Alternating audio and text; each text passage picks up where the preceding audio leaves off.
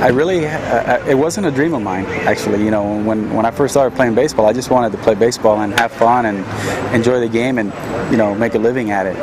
But to be in a group with those guys and Eddie Murray, it's just a tremendous honor. We won the World Series this year. There's really nothing for me to come back to. You know, then I would just go into the sunset and retire and not ever be seen again. But, you know, that's something that I can't control myself. Rafael Palmeiro, a name that screamed power and precision. The guy could rake, no doubt about it. He had Hall of Famer stats, that's a fact. But one wrong move just tarnished his whole reputation. It turned him into a laughingstock.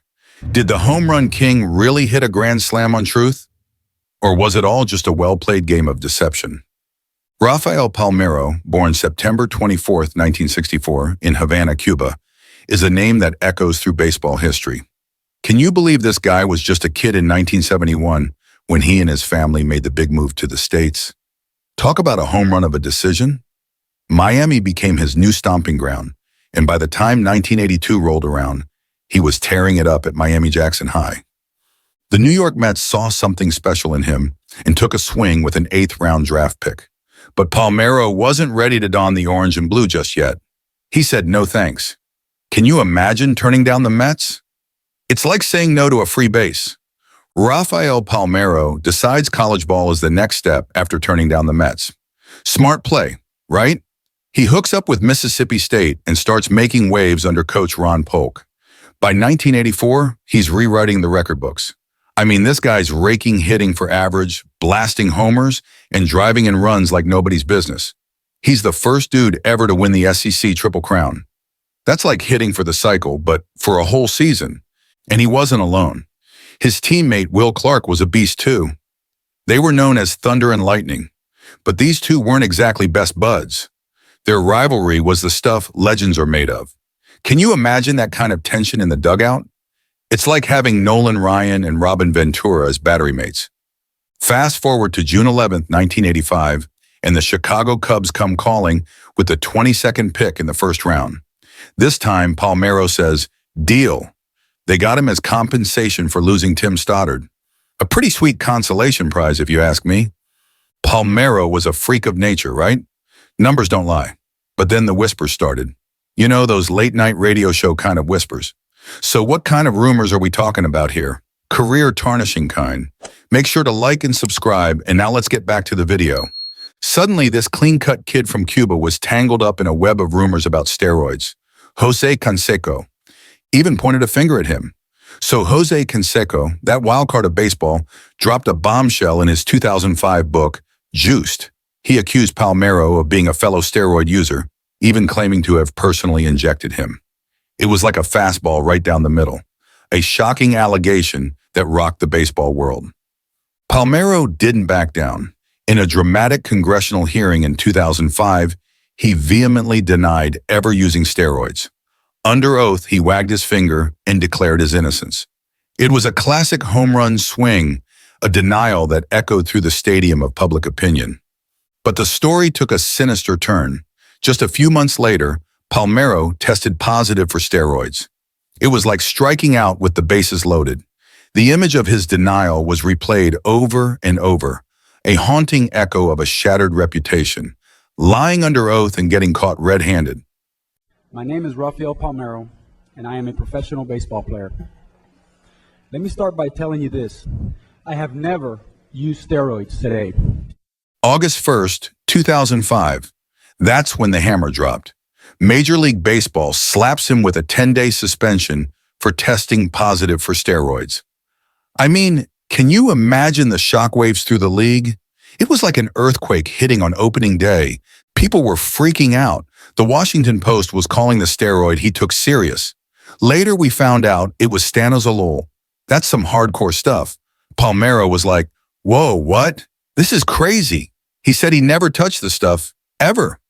Even claimed he had clean tests before and after the positive one. But dude, the damage was done. The government got involved too, but they weren't going to press charges. Still, the stain was there. It was like a big, ugly pimple on the face of baseball. Everyone was talking about it. So Palmeiro finally serves his 10-day suspension and shows up back at Camden Yards on August 11, 2005. But don't think he was in the lineup right away. Nope, he had to sit on the bench until the 14th. Irony alert. That was supposed to be Rafael Palmeiro Appreciation Day, a big old party for hitting 500 home runs and 3,000 hits. The Baltimore Sun says Palmeiro didn't even try to explain his positive test to the MLB people. Okay, this is where the story gets even crazier. So Palmeiro tries to throw someone else under the bus. He points the finger at his teammate, Miguel Tejada, saying, "Hey, it's not my fault. I took a supplement Tejada gave me, and that's what caused the positive test." He claims it was just vitamin B12, but who knows, right? Maybe it was spiked or something. Tejada's like, "Whoa, hold on a second." He says he gave Palmeiro B12, but it was totally clean. To prove it, he and a couple of other guys give samples to the league. And guess what? No stanozolol found. But the league says Tejada's story doesn't quite add up. It's like he's striking out with a swinging strike. So Palmeiro keeps sticking to his story like glue. In 2006, he's still saying, "Hey, I swear I didn't know what was in that B12 shot." He even took a lie detector test, but they didn't ask him about steroids. They just asked if he knew he took them unknowingly. Weird, right? Some people actually believed him. A New York Times guy thought maybe there was a chance Palmeiro was telling the truth. But then comes the Mitchell report in 2007, and it's like a ton of bricks. This report doesn't bring any new smoking gun evidence, but it does recap all the drama Canseco's accusations, the congressional hearing, the failed drug test. But new evidence surfaces and things get even murkier. There were mentions of a chat between Palmeiro and Larry Bigby. Bigby says Palmeiro was asking about steroids and HGH, like he was trying to get the lowdown. But of course, Palmeiro denied ever using anything. The guy's kind of a laughingstock now, right? I mean, the whole steroid thing was a total strikeout for him. But hey, maybe he was just caught in a bad hop. Palmeiro was a solid dude. Not a flashy home run hitter like some guys, but he was consistent as all get out. First base, DH, he could handle it all. 4 All-Star games, 3 Gold Gloves. That's not chopped liver. And let's talk about those numbers. 3K hits, 569 bombs, and almost 1,900 RBI. That's a career year for most guys. The guy's racked up some serious hardware outside of the big leagues. He's in the Mississippi State Hall of Fame, the National College Baseball Hall of Fame, and even the Mississippi Sports Hall of Fame. Not too shabby, but when it came to Cooperstown, things got a whole lot tougher. He was on the ballot for a few years, but the numbers just weren't there. He got 11% of the vote his first year, which is pretty low considering his stats. Then, boom, he fell off the ballot entirely. It's a classic case of numbers versus controversy. He had the numbers to be a lock, but the steroid scandal was a massive strikeout against him. So yeah, he was more of a grinder than a superstar. But look at guys like Don Sutton and Bert Blyleven. They weren't exactly lighting the world on fire, but they ended up in Cooperstown. Makes you wonder, huh? Maybe he really did get screwed by Tejada in that tainted B12 shot. But by that point, the damage was done. 4 years on the Hall of Fame ballot, and he couldn't even get a sniff of Cooperstown. It's a tough break, man. Great numbers, a solid career, but that one black mark just killed his chances. Could be the biggest what-if in baseball history. Even if Palmeiro was telling the truth, the damage is done. The stain on his career is permanent. It's like a strikeout with the bases loaded and 2 outs in the bottom of the 9th. No matter how much you might believe him, the crowd has already booed him off the field. It's a tough pill to swallow for a guy who put up Hall of Fame numbers. But that's baseball, I guess. Sometimes one bad pitch can ruin your whole game.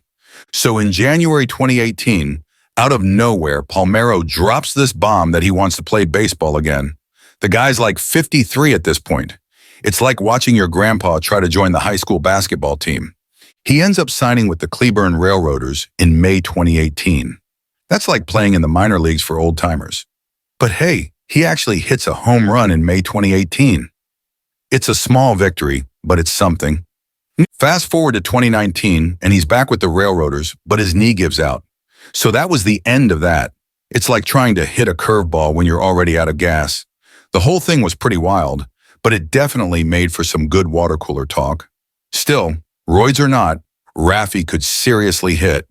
That's it for this one. If you're a fan of MLB icons, make sure to check out our other videos.